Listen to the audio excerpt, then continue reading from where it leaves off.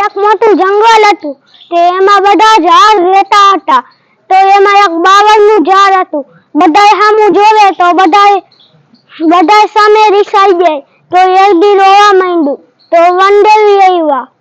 વનદેવી આવીને બોલ્યા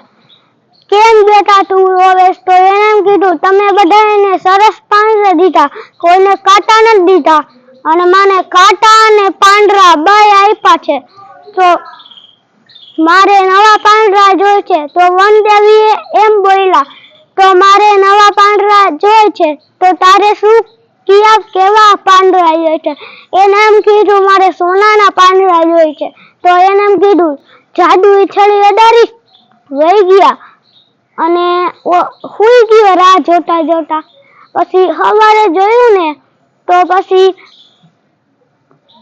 સોનાના પાંદડા આવી ગયા હતા ને તો પછી બપોર સુધી કાંઈ ન કર્યું ખાધું પીધું કાંઈ નહીં ડાન્સ જ કર્યો પછી બધાય માણસો આવ્યા બીજા ગામે ખરીદી કરવા જતા હતા ને તો બધાય પાંદડા લઈ ગયા બબુલરી એમ કીએ પાંદડા ટોળોમાં તોડી ગયા પછી વળી રોવા માંડ્યું વળી વનદેવી આવ્યો વનદેવીએ બોલ્યું તારા ઓલા પાંદડા ક્યાં ગયા મારા માણસો લઈ ગયા તો એને એમ કીધું બોલ હવે કેવા પાંદડા જોઈ છે તો એને એમ કીધું મારે કાચના પાંદડા જોઈ છે તો એને એમ કીધું હા કાલ તારે સવારે થઈ જશે કાચના પાંદડા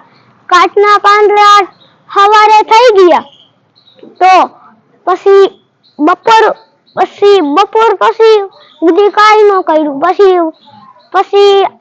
વાવાઝોડું આવ્યું બધા પાંદડા ભટકાઈને ખરી ગયા વળી રોવા માંડ્યું હવે મારે પછી વનદેવી આવ્યા હવે મારે શું કરવું એને એમ કીધું તારે હવે કેવા પાંદડા જોઈ છે તો એને એમ કીધું મારે કુરા પાંદડા જોઈ છે મોટા લીલા તો એને એમ કીધું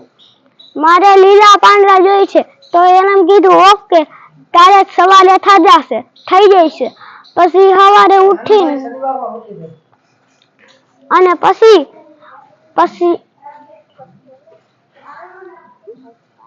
બકરીઓ